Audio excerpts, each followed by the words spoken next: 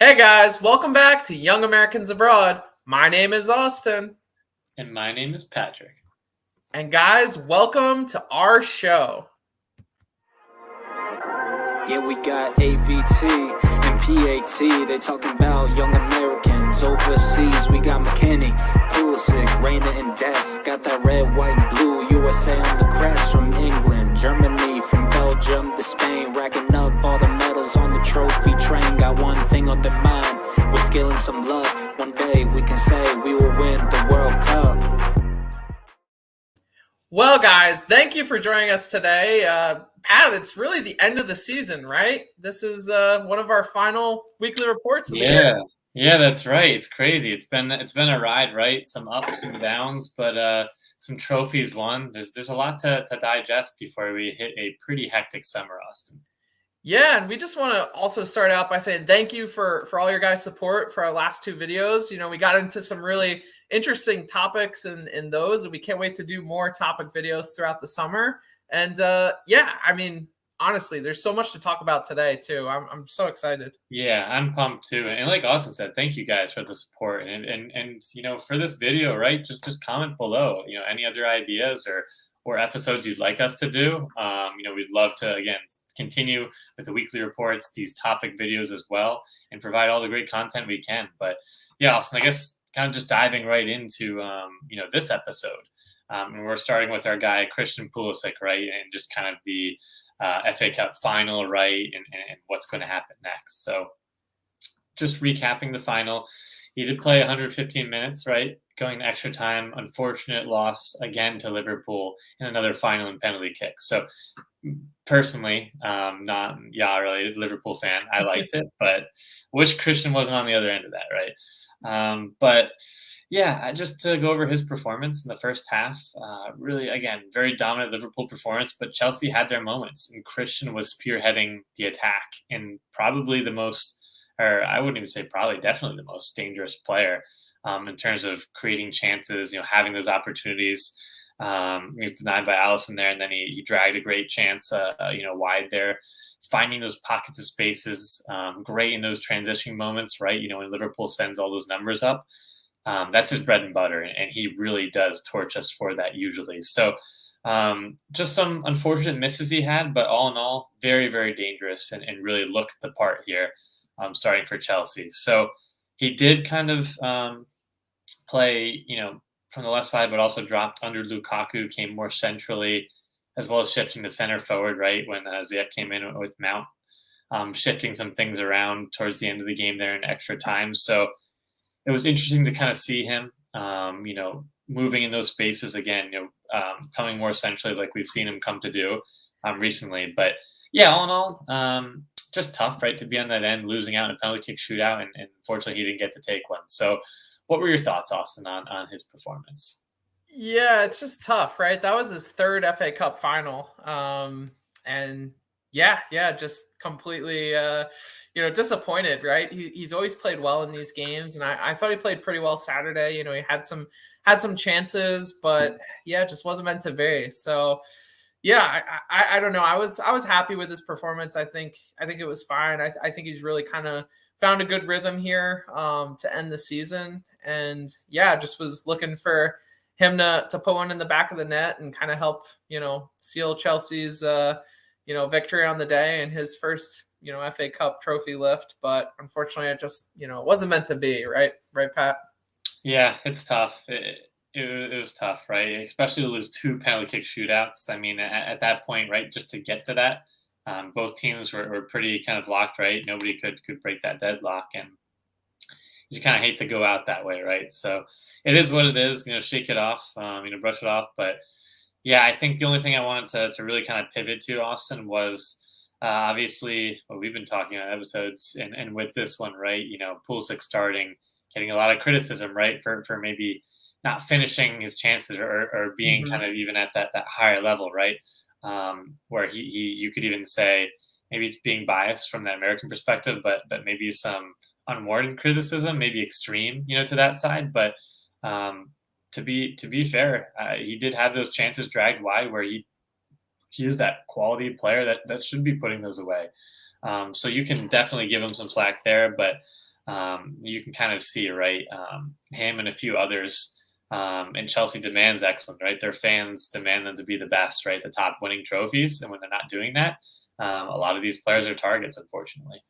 Yeah, and I think it's good too, right? You saw Christian during the game get upset with himself a few times for chances he missed, and he feels it too, right? Like I think he thought he could have scored, multiple times in this game, and yeah, I really just think it's no easy task for any team, any player to get to a final 3 straight years in a row, in the same competition, and obviously FA Cup is probably third on the list in England, but I really just think that can't be undersaid, right? Like he's played in 3 straight finals. That's really cool. Not to mention, the Champions League final, which is obviously a little bit bigger than this game. So yeah, all in all, I think we just need to be proud of that, and again, happy where he's at right now.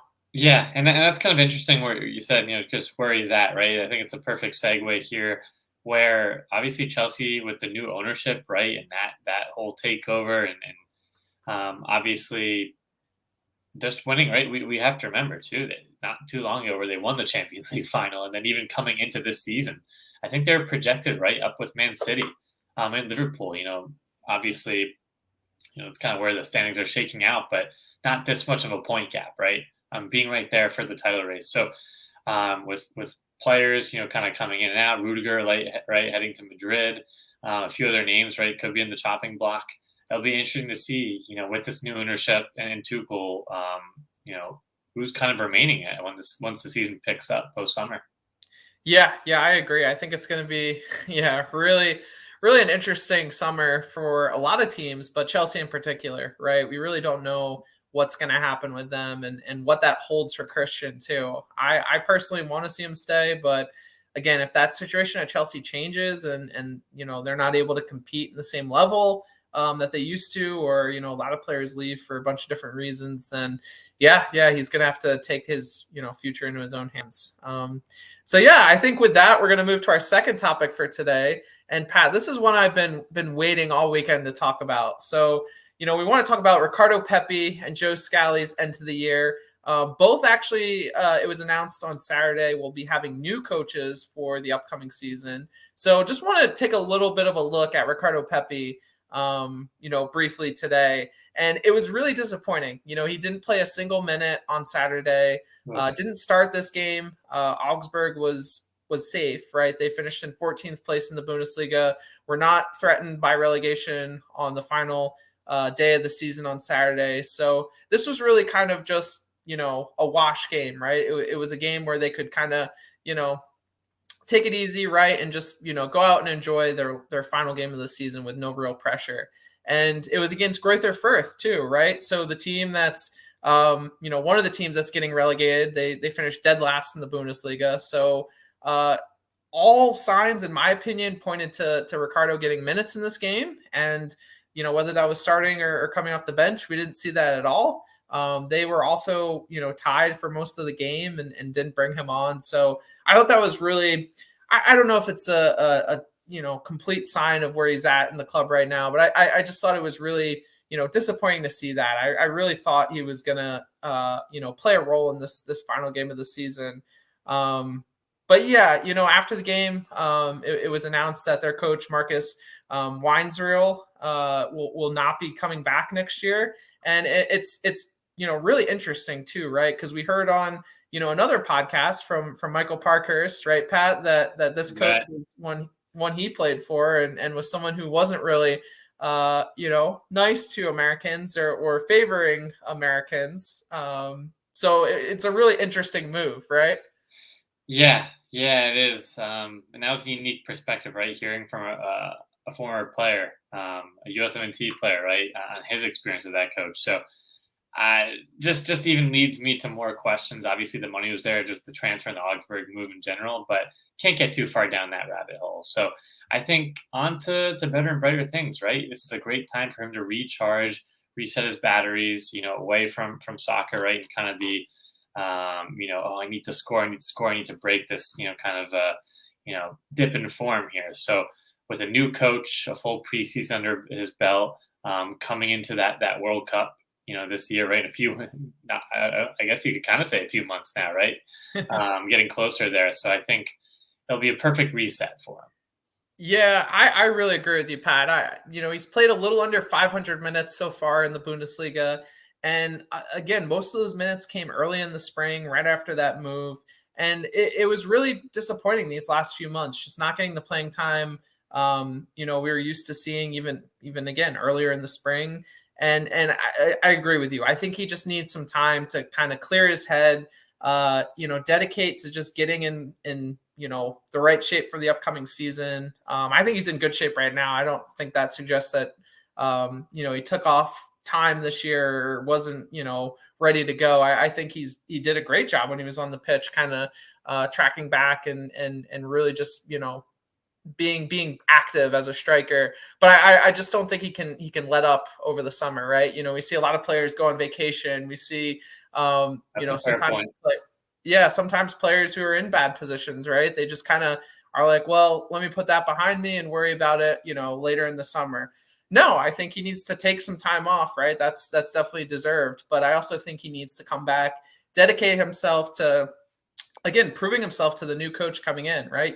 Everyone's starting at the same level with someone else coming in. So yeah, I think the opportunity is there for him next year.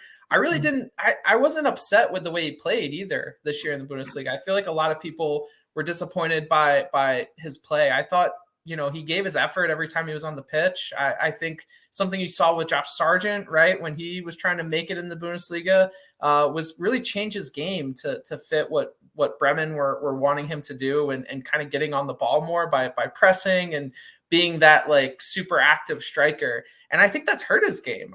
Honestly, I don't think Josh Sargent is the same player after going through, what he went through with Bremen. And I thought Ricardo did a really good job this year of just, again, waiting for chances to come to him, trying to get into good striking positions, making good runs. And unfortunately, Augsburg didn't really create much this year.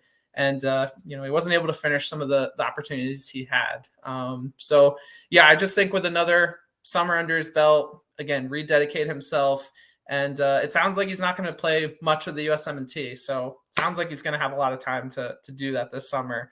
So to transition real quick, Joe Scally is another player that we found out on Saturday. Adi Hütter is going to be leaving Gladbach. And a lot of people were happy with that, right? They have not had the best year in the Bundesliga. They finished in 10th place, which is, not great for a team. Like you said to me off camera, Pat, right? This is a team that should be vying for Champions League, Europa League. Like, this is disappointing. Yeah, this was not a good season by their standards. So again, I think a lot of opportunity is there for Joe Scally. He played a little under 2,000 minutes this year, which was awesome, right? Started off the season on fire, really got good playing time, played against some of the best teams right from the start and looked really, really good, right? Played really well. But towards the end of the season, right, he was kind of lower down the pecking order. And what was really interesting too was they played with a 3 at the back system, right? 3 center backs and wing backs, and he was getting time as a wing back. So I think he's capable of playing in a system like that. But maybe now with a new coach coming in, they change that system up, go to more traditional fullbacks for the upcoming year. Remy Bensebaini is not going to be at the club next year. It sounds like he's actually moving on to, a better club. I can't remember what club he was linked with, but it sounds like he's not going to be there next year. So yeah, again, similar situation to Ricardo, Pat, right? Where, just take some time this summer to recharge, but also rededicate yourself for a new situation in the upcoming year. Yeah. And I think in this case, right, and obviously some injuries, right, warranted some of the more minutes earlier in 2021 for Scally, but he took advantage. And like you said, he, like we've talked about in the last few episodes, that it's not like once the players went back, his minutes completely evaporated. He's fighting, he's flexible in different positions there, contributing to the team and really taking those steps to improve. I think it's a much better situation. In terms of Pepi, right? I just think the stature of Mönchengladbach, what he was able to do, right? They're going to look at some of his data, right? Analyze how he performed and some of the players that in general performed, this past season and where they can go from there. So be interesting to see who they bring in. And I was just looking up too, like you said, obviously not up to the level and finishing 10th there, right? So that was their worst finish in over a decade. So that kind of goes to show that it has been a long time since they finished that low. But yeah, I think I'm not too worried. I think he's a really strong player technically. Like you said, refresh in the summer and he'll be good to go, fighting for his spot.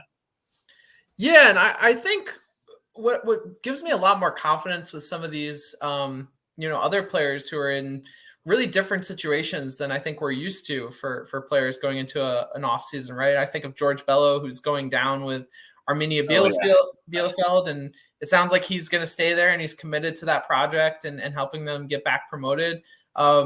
I just feel more confident with some of these players, right? They're facing more traditional, soccer situations, right? And it's up to us to, have players in those situations and those situations mold people, right? It's going to force you to work harder. It's going to force you to commit if you're really looking to be the best. These are the situations that you're going to have to find yourself in and find yourself out of. So yeah, I think if both players can kind of, take advantage of this kind of fresh start going into the new year and dedicate themselves to that grind, then, we'll get the results we need and the results they're looking for. So yeah, do you want to transition to our third player for today? Yeah, and this is exciting, right? On the flip side of that, with our attackers, number 9, that position, we talked about Pepi, but this is another player that catching a little bit of Twitter hype, you could say, Austin. Yeah. I'm getting him called up, and that's Haji Wright.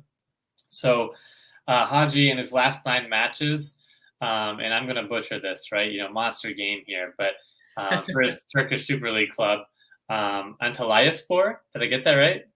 Antalyaspor? I think it's close. We looked up pronunciations before the game. Yeah. The American and the Turkish, right? So I'm getting a little bit, mixed up there. So I apologize. But for his club there, right? He has been killing it. Essentially, 9 goals, 2 assists, right, in 730 minutes, which equates to a goal contribution for every 66 minutes. And that's from USMNT only. It's a pretty interesting stat and a perfect segue into what he did in this game with the goal and assist. So the first goal involvement, great strength, from the left side, of the inside the 18. He was kind of driving into the box, had some nice step overs and scissors there. Pretty shifty.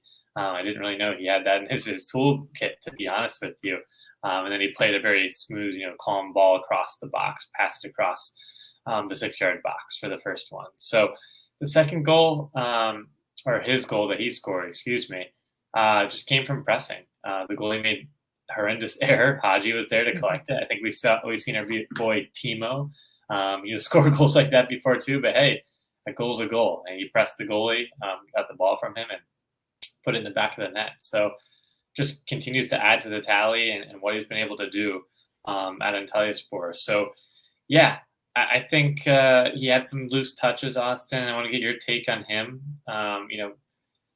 Did have some moments where he was dispossessed and some shots that he did botch, to be honest. But he also had really great strength, and skill, right? In that assist, and also being able to kind of fight off, right, and use his physicality on some of those defenders to really get his way there, right, in the final third. So really unique, kind of reminds me in some ways, obviously a little bit more mobile and faster, but in some ways the PFOC type of playing. So I'm curious, Austin, what your take is. Is he warranted all this hype? Do you want to see him get a look here? Yeah, I think he's definitely worth a look, right? And I kind of agree that he's more in that PFOC mold. I never saw him as a very strong player. And I will say this, I didn't see that. I have seen improvement in his game to suggest that, he is a little bit more physical. That's the only reason why I say he's a little bit different than PFOC. I think PFOC's more that like natural, like in the air poacher, in the box poacher, where I feel like Haji Wright is more about like making those runs and capitalizing on yeah, I guess, somewhat similar, being in the right position, but not necessarily the same level of like aerial physical Right. Agreed. in the box. But yeah, I think with that being said, yeah, I definitely think his form warrants a look this summer at the very least. Again, going into a World Cup year, playing against lesser opposition, trying to give some other players that we know, can stake their claim at that position a rest. I really think that, yeah, there's an opportunity for him this summer to prove, his good form is not just, opportunity. It's really, him making strides and continuing to improve as a player. So yeah, I really think he's worth a look. And if he can, repeat some of what he's doing for his club right now, and in terms of creating in the final third and getting on the end of, some of these like counterattacking plays, then I really think, yeah, the opportunity is there for him. Yeah, I agree. Get him in the camp, see what he's all about. But I don't know. Again, not to go too far down this rabbit hole, right? But I feel like that Pepi Ferreira. Yeah, Outside of Ferrer's that, another one that yeah, right, deserves right. a look. Outside of that, yeah, is it kind of like competing with PFOC, right? In a way, for that other spot. So yeah, I just think I want to be careful and not jump completely, right. We talked about this on that hype train. I think I was a little bit, taken, into that, when, it was starting to circulate, right. His highlights, the articles, everything on social media that you were seeing over the last few weeks and months. But just kind of to dial it back and say, okay, he's not necessarily going to be that savior. We know he can continue to improve, right. But he's not going to be like that. That clear number one, I don't think. So we just kind of have to hamper our expectations, if I'm being honest there. Yeah, and that's fair to say. I don't. Yeah, I kind of agree with you. I don't think he's going to be, hopefully, beating Ricardo Pepi out if he's playing in the Bundesliga, right, and improves his form even just a little bit next year. I really just think he's more of a complete player. But there's opportunity there, right? Like, as much as I love Ricardo Pepi and what he offers, he's not playing well right now. So Yeah. to think that, he's going to be our striker, I think is a little bit foolish, in this situation. So, we need other options, right? It doesn't have to be someone who's that complete player. If we don't have that as an option, then it's whoever's the next best player and whoever can provide us with the best possible skills in that position and gels with the team. The other thing about Haji that's really interesting too is just, again, his camaraderie with the team, right? Like, this was a guy who came up with Christian Pulisic, Luca De La Torre, even Wes McKennie and Tyler Adams. Like, this is someone they know. Wes McKennie was, close friends with him, right? When he was at Schalke. Like, this was someone he probably lived with, I think at times, coming up there. So I think that's another option to really, or just another factor that's at play with his call up and his stature within the USMNT, that people may not think about at first glance. Yeah, no, that's a really good point too.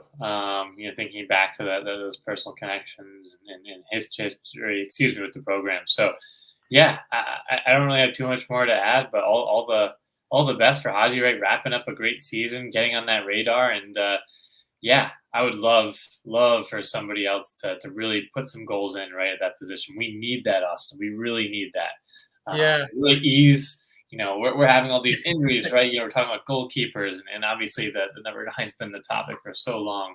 We need someone to come in and score bangers, and maybe Haji can do that. Yeah, right. If he can, more power to him and more power to us. Yeah. So now we're gonna switch over to an old YAA, right, Pat? I guess he's not a YAA. He's an OA, right? And that would be John Brooks.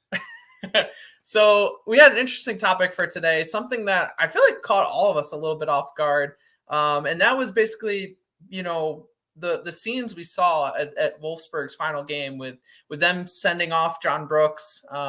It's very apparent now that he's not going to be extending his contract with that team. And yeah, he's looking for a new challenge, right? That's what some quotes that came out from him a little bit earlier in the season suggested. So Yeah, this is definitely something that maybe some of you guys were keyed into it, but it wasn't something that I was really aware of until this weekend. So, just wanted to kind of pitch it to you, Pat. Right, in talking about John Brooks, right? There's a lot to discuss. He's not been in the USMNT camp now for the past few windows. It sounds like maybe there's some tension between him and Greg Berhalter.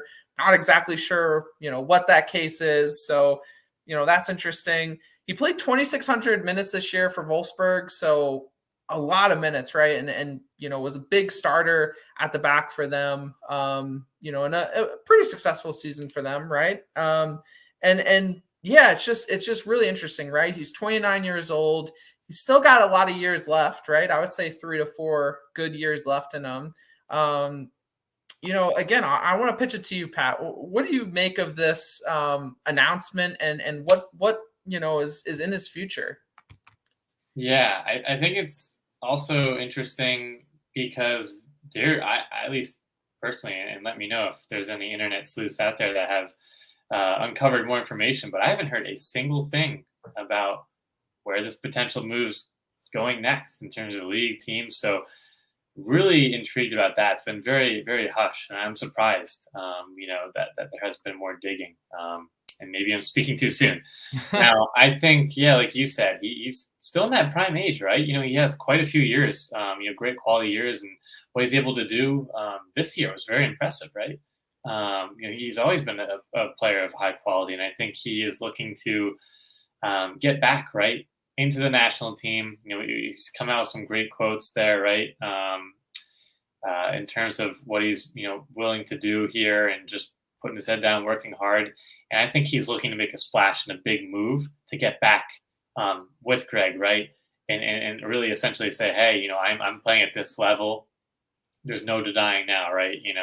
Getting that other shot. So whether that's in the Premier League or another top 5 league, we're staying in the Bundesliga, Austin. I want to get your thoughts, but I feel like I'm leaning more towards the Premier League.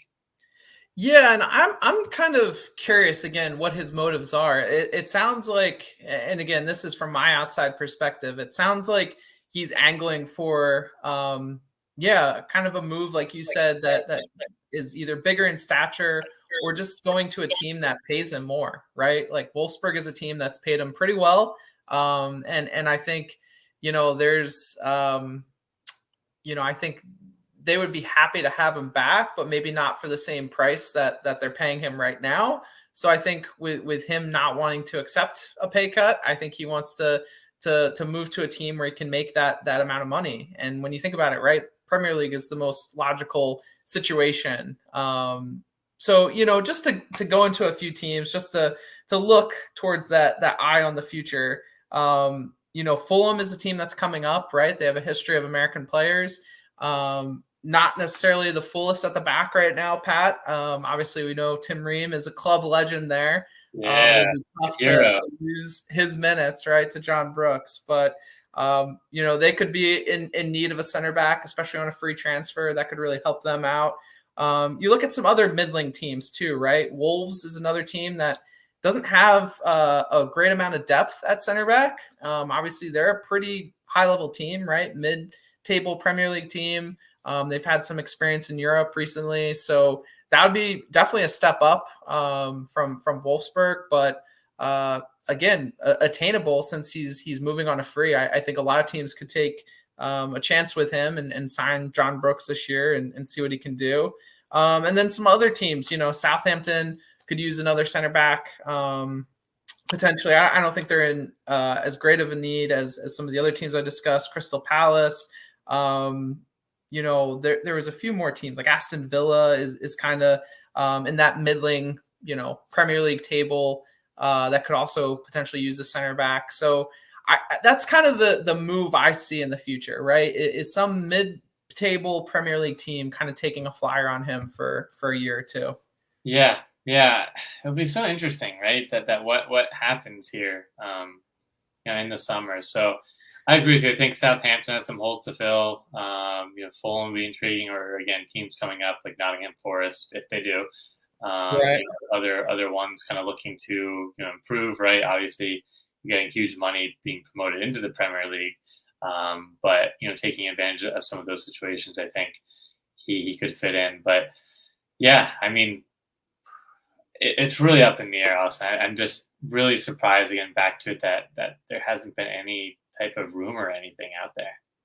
Yeah, and that leads me to suggest he doesn't really have an offer right now. So that's why I think, we'll hear probably more about that in the next month or so. But I think it's really, table's wide open right now for him. It'll be interesting to see, what move materializes, because I think he's talented enough, right? We know he's a little inconsistent. He likes to take a lot of risks as a center back, right? He likes to get upfield. He's also very, eager in his passing, right? He's not afraid to take some risks. And a lot of times, it pays off and he plays really well. There's been so many times, right, in his USMNT career where he's been the best player on the field, in some troubling years for us, right? But there's also been those times where he, doesn't show up, and some of his risks, lead us astray and kind of hurt us. So, I feel like, again, I don't think his quality slipped. I've watched a decent amount of him this year, just from some of the times I've watched Wolfsburg play and some other teams I've watched that they've played. And I thought he's looked about the same, right? And I think there's more at play for why he's not included in USMNT camp right now. So yeah, I think he's still towards the top of his game. And again, I think he's capable of playing in the Premier League. We'll just have to wait and see, right? Hey, playing the waiting game. We're manifesting that. That'd be awesome to see John in the Premier League. So, yeah, fingers crossed. We'll see where he goes. And the last topic, and a player that's had the resurgence, right? Finally recovered from the injury bug. I'm knocking on wood here. And that's our guy Richie Ledezma over with PSV, right, in Eredivisie. So, he had a fantastic goal here. Great to get minutes here at that season finale, and it's a perfect segue for him, right? To head into the 2022-2023 campaign. So, yeah, just unfortunate, right? Obviously, due to several injuries, most recently, right, that right knee, the ACL tear, were kept him out for so much time. And he's really worked his way back, grinded here, had some games with young PSV, and really seemed to, we were talking about always on the cusp, and then these injuries would set him back. So it was great to see him with this first senior goal, and a 2-1 win over his goal there. So, yeah, really, I think, the main thing is getting in the gym, right? Doing the right things to stay healthy, stay fit, and prep for a strong preseason, because I think he is well above that young PSV level. And I'm sure we wouldn't even be having this conversation if some of these other injuries, these terrible injuries that kept him out for such a long time, cease to exist. So just to kind of highlight, how this goal formed, right, in his performances, looked sharp, energetic, controlling the midfield. He's just silky smooth on the ball, right, kind of that orchestrator. But, Jordan Tizzy played a ball, through the ball, right, upfield for Ledezma to race onto.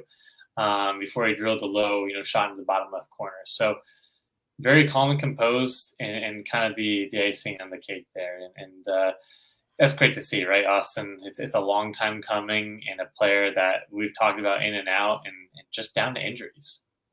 Yeah, it was really great to see him, make his return this season.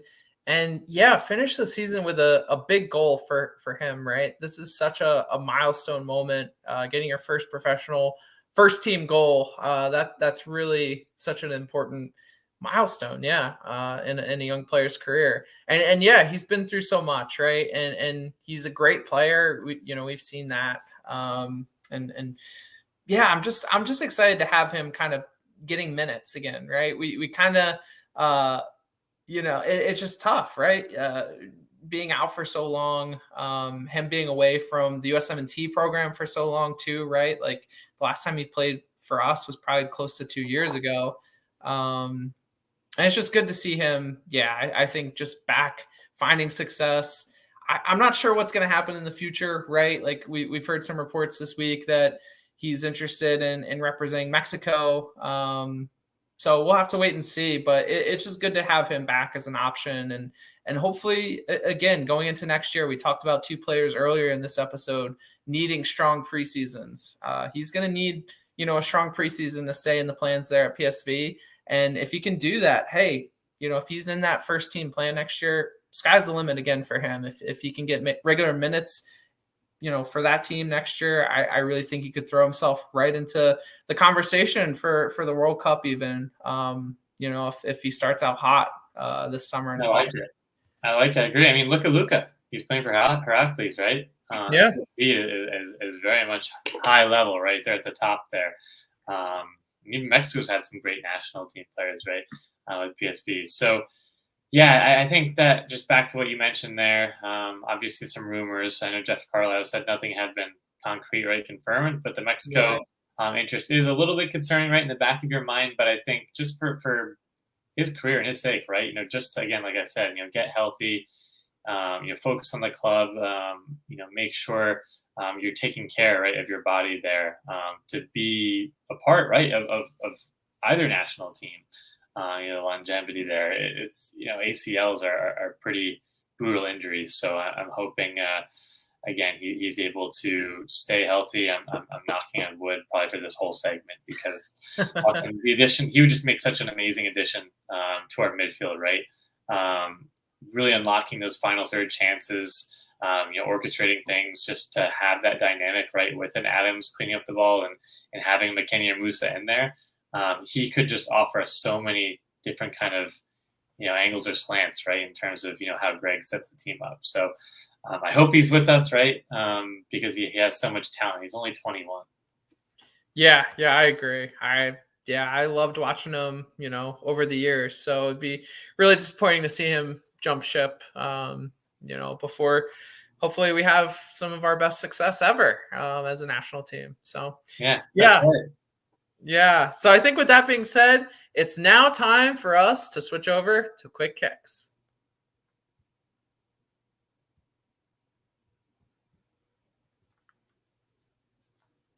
All right, guys. And to start off quick kicks, we're heading over to Spain with Serginho Dest. So just quickly, right, there's been so many rumors, and Xavi looks like he's out of favor again. They're clearing, the squad space, right, in terms of the finances, squad overhaul. So will Dest be with Barcelona? It'll be interesting to see. Chelsea's been rumored. Not sure how they feel about that.